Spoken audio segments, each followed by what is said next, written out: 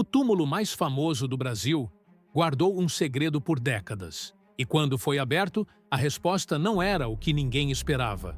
Uma mulher que passou um século inteiro recusando convenções teria dado uma última ordem antes de morrer: ser enterrada em pé.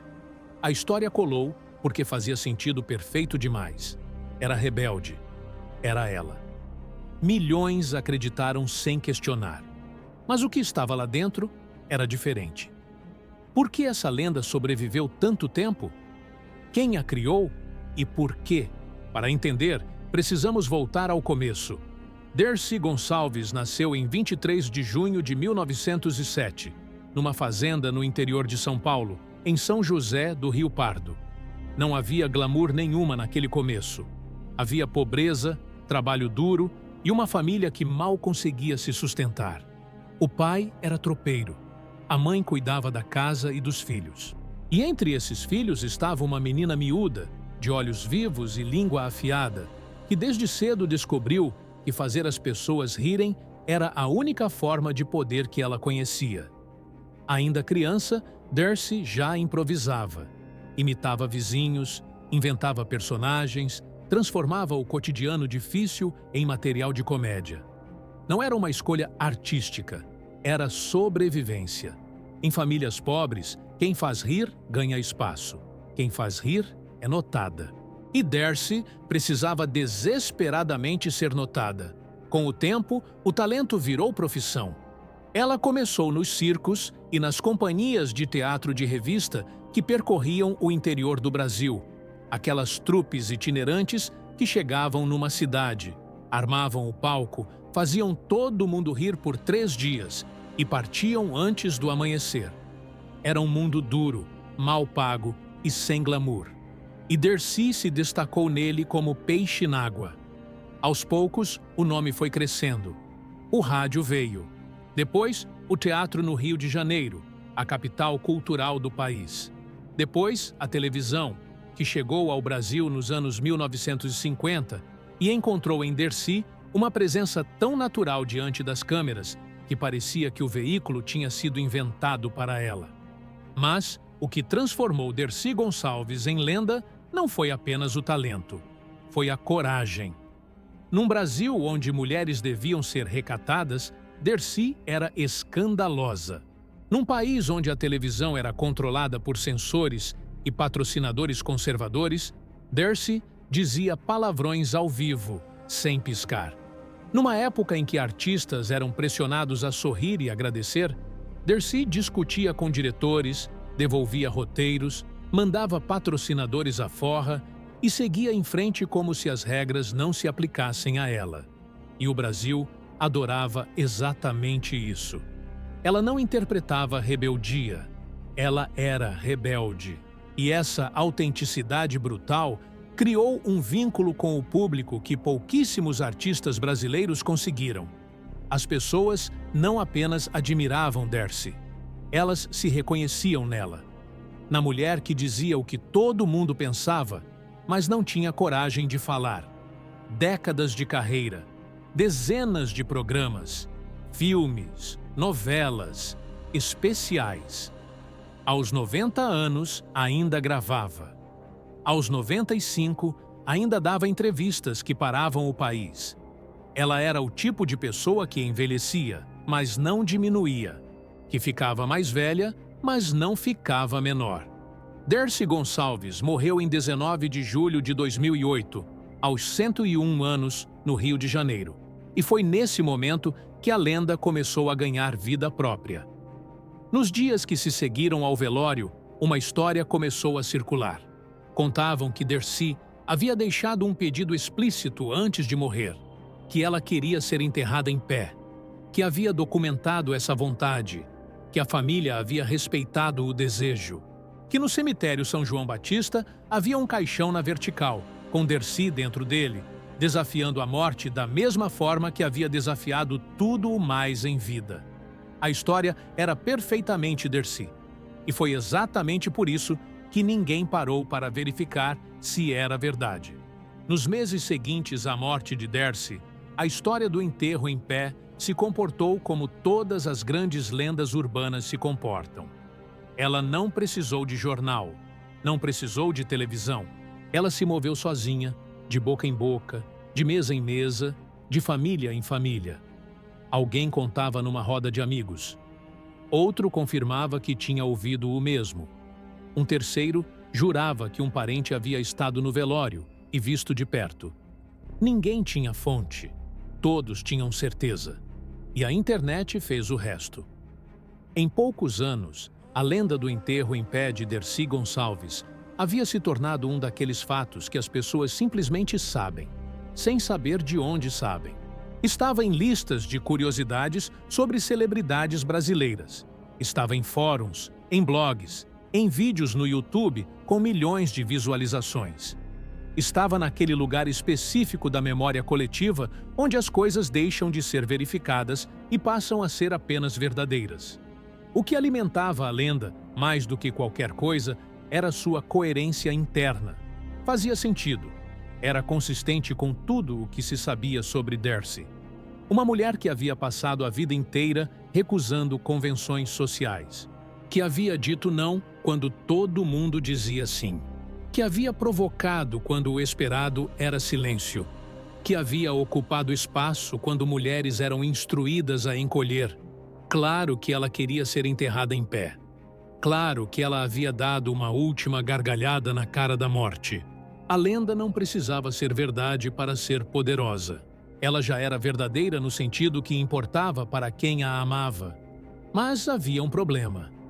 Dentro do cemitério São João Batista, no bairro do Botafogo, zona sul do Rio de Janeiro, havia um túmulo real. Um túmulo visitado por fãs que deixavam flores, bilhetes, fotos.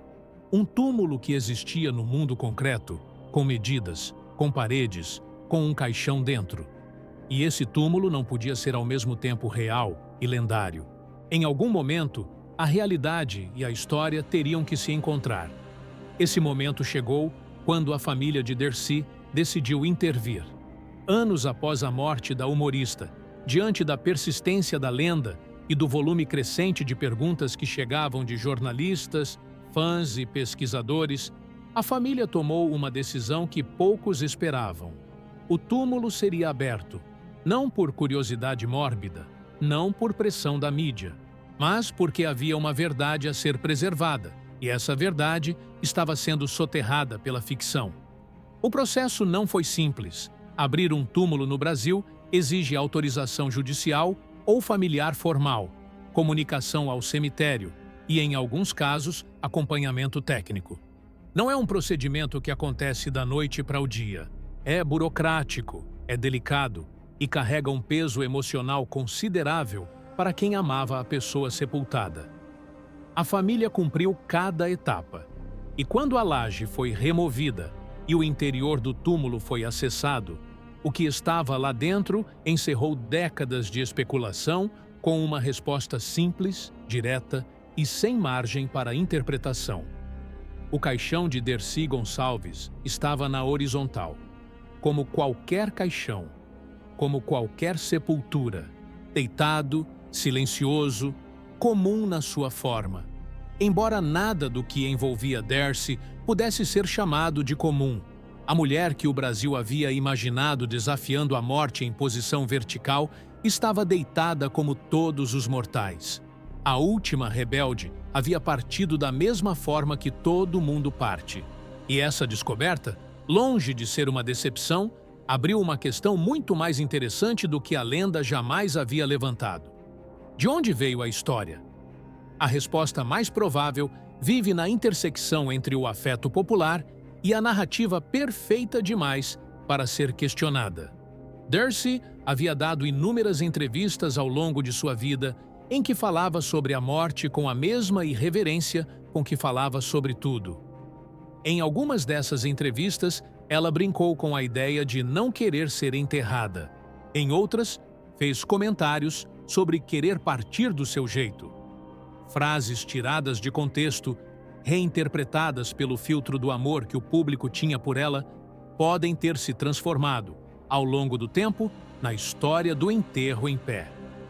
Não houve um único inventor da lenda. Houve milhões de coautores. Cada pessoa que repetiu a história sem verificar, cada site que publicou sem apurar, cada conversa em que a história soou tão certa que ninguém perguntou de onde tinha vindo. Todos eles construíram juntos uma ficção que ganhou a solidez de um fato. E há algo profundamente humano nisso. Quando amamos alguém com intensidade suficiente, queremos que essa pessoa seja extraordinária até no fim. Queremos que a morte deles seja tão singular quanto a vida que levaram. Queremos que Darcy, que havia recusado todas as convenções, recusasse também a última delas. É um ato de amor disfarçado de boato. É o público se recusando a deixar que sua Darcy fosse ordinária em qualquer momento, incluindo o derradeiro. Mas a família tinha razão em abrir o túmulo. Porque a verdade sobre Darcy Gonçalves é mais poderosa do que qualquer lenda. E a verdade é esta: ela não precisava ser enterrada em pé para ser extraordinária. Ela já era extraordinária deitada, sentada, de pé, em cena, fora de cena, jovem, velha, rica, pobre, aplaudida e vaiada. Ela era extraordinária porque foi inteiramente ela mesma durante um século inteiro, sem pedir licença, sem pedir desculpa, sem recuar. A lenda do enterro em pé tentou transformar Darcy em símbolo, mas ela já era símbolo antes da lenda existir.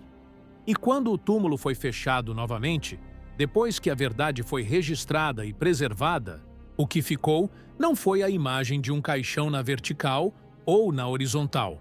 O que ficou foi a pergunta que essa história toda, desde o começo, sempre quis fazer. Por que precisamos tanto que nossos maiores sejam maiores do que a vida? A resposta para essa pergunta está no bloco final.